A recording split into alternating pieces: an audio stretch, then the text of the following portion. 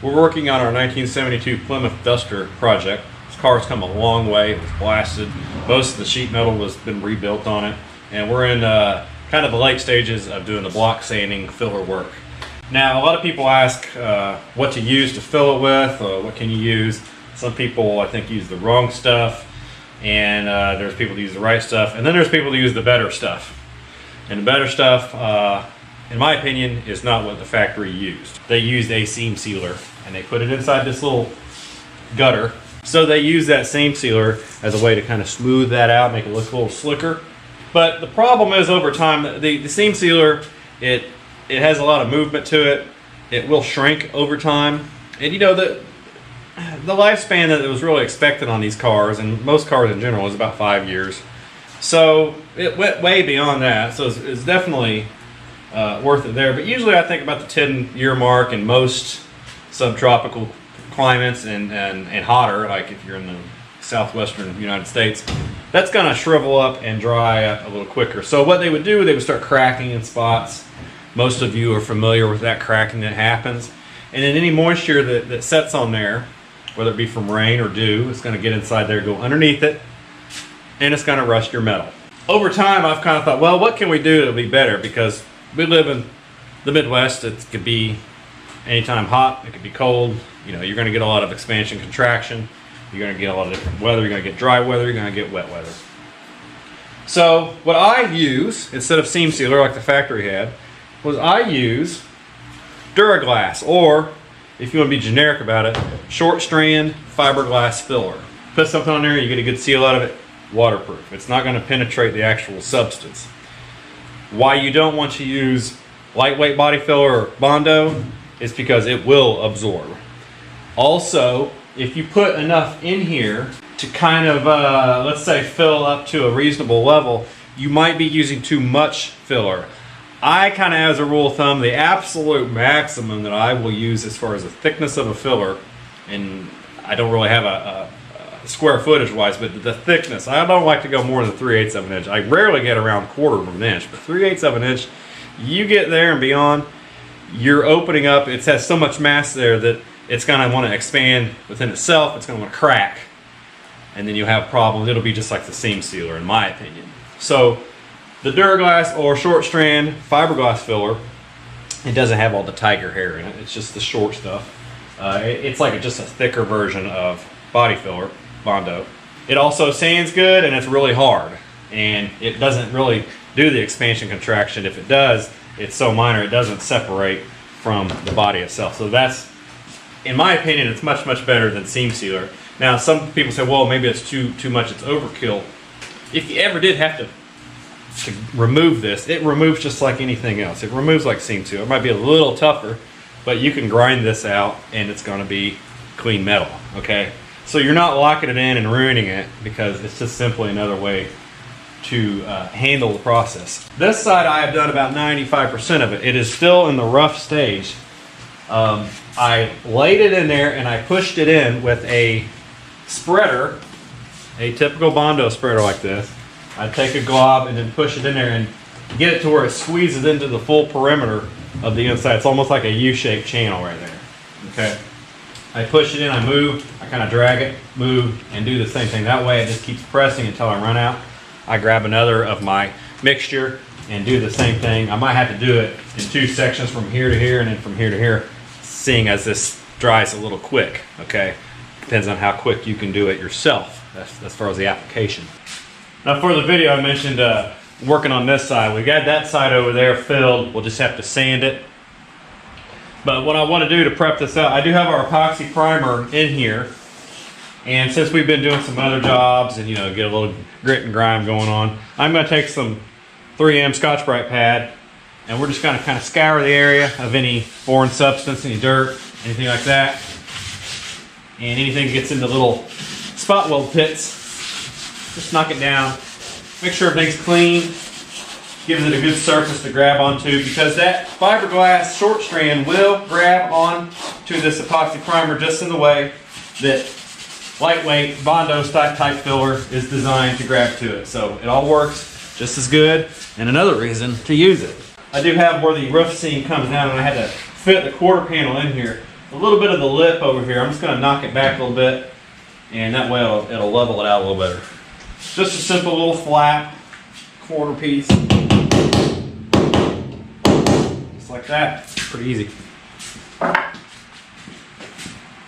And just in case anything was on that punch, shouldn't be, hit it again. Blow this out, use a vacuum on it, wipe it down.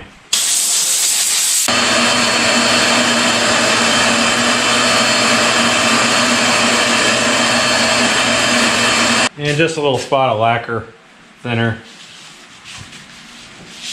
Or you can use prep all. Either one works good. Alright, so we have our mixture according to instructions. It's messy, but it works.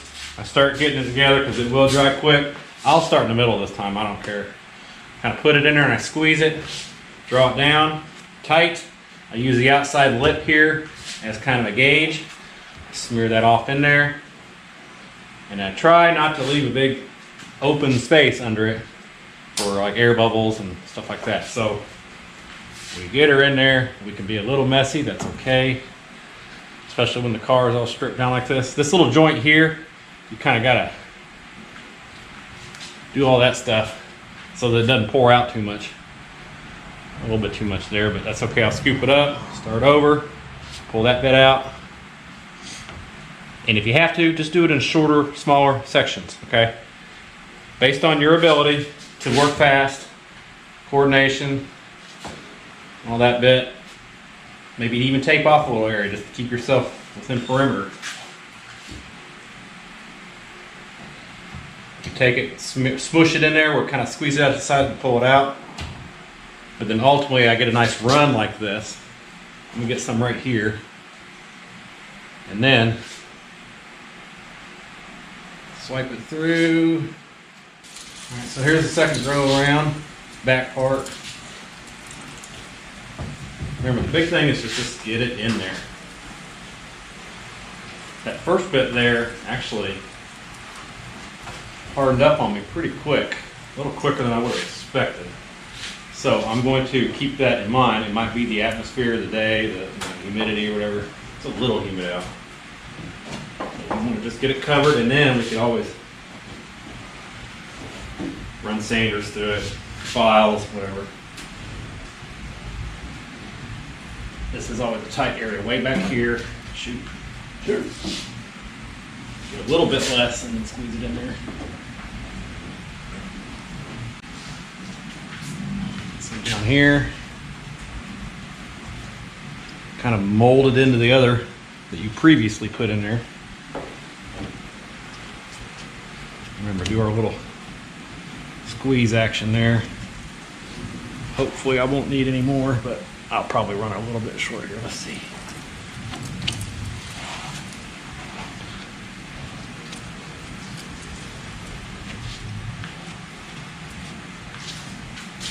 I think I will.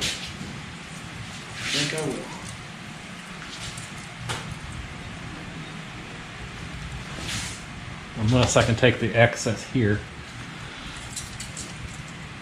It is a little harder job. We'll say that. It is a harder job, but I think it's more worth it than the seam sealer. Seam sealer, you can just stick it in there in probably one tube. There you go. Just a little bit down here. And remember, you might have to touch it up a little bit to get any of the craters and stuff out after you get done sanding it.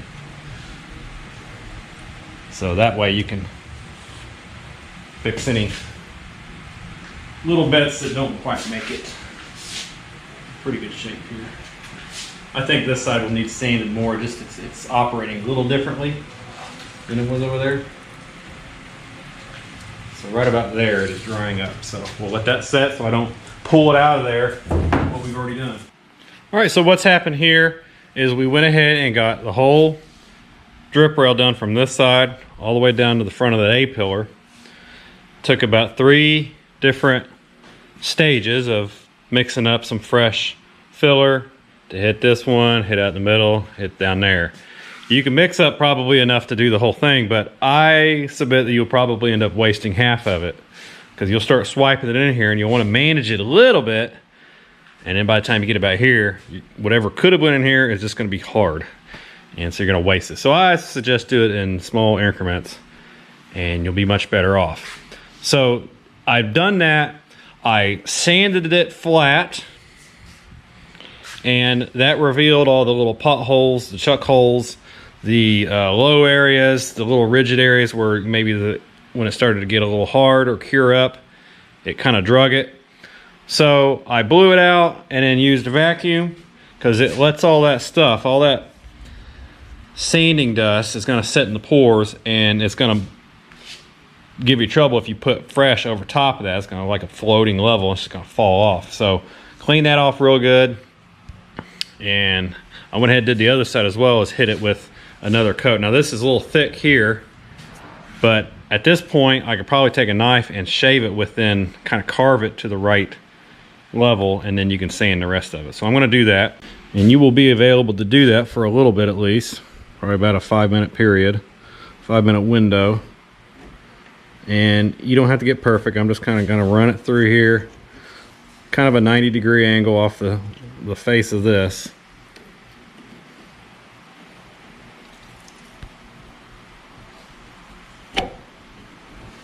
And you'll get one cut this way.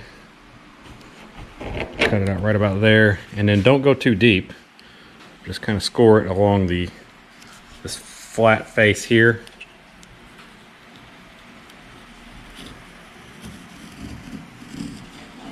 And then just cut this excess out. That's going to give you trouble. So you pull this out.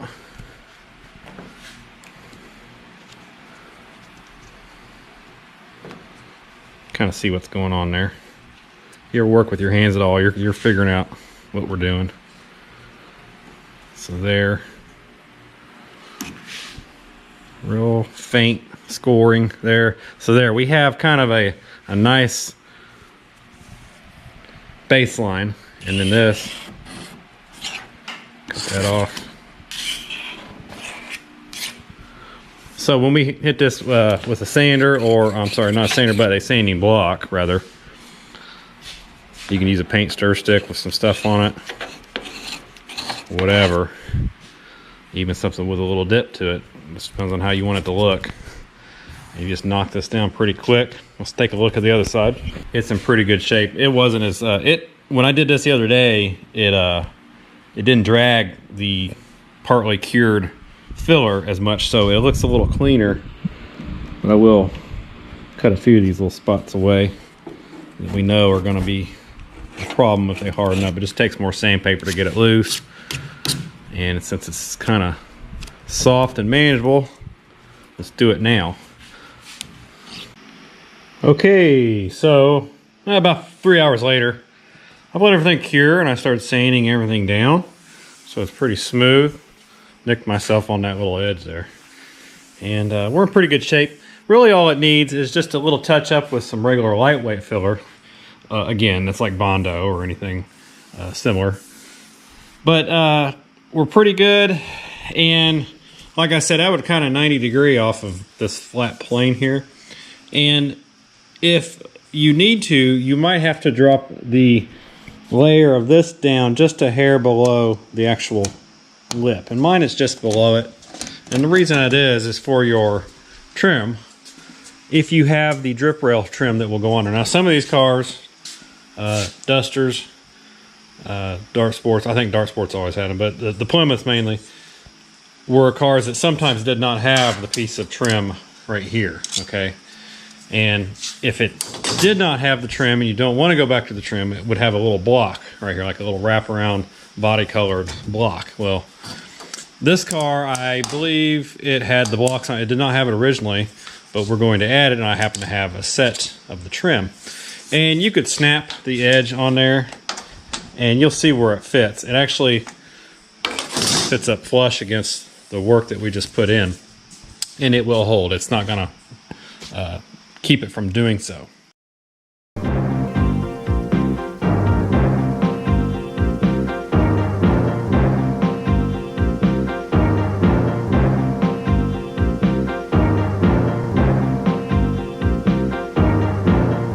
Now is a great time to like and subscribe.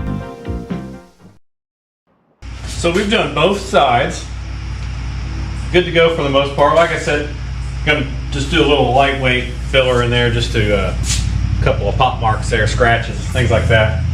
And we still need to finish the rest of the roof here. So that's just gonna incorporate it all in together. But at least this part of it is done, it's out of the way. And it looks nice and well, nice and smooth there, and I can only imagine when you get the primer and ultimately the paint on there, it's gonna look really sharp. And like I said, the whole thing with me is it's gonna last longer and better than seam sealer, which is what the factory used. And if it does need to be reworked, you can work it out in sections. It's not gonna affect anything there. It's not so permanent that it ruins it. And it's permanent enough that it'll last a long time without the cracking, the separation, and then the moisture damage if it's ever outside very much. So with that said, we're gonna stop right here.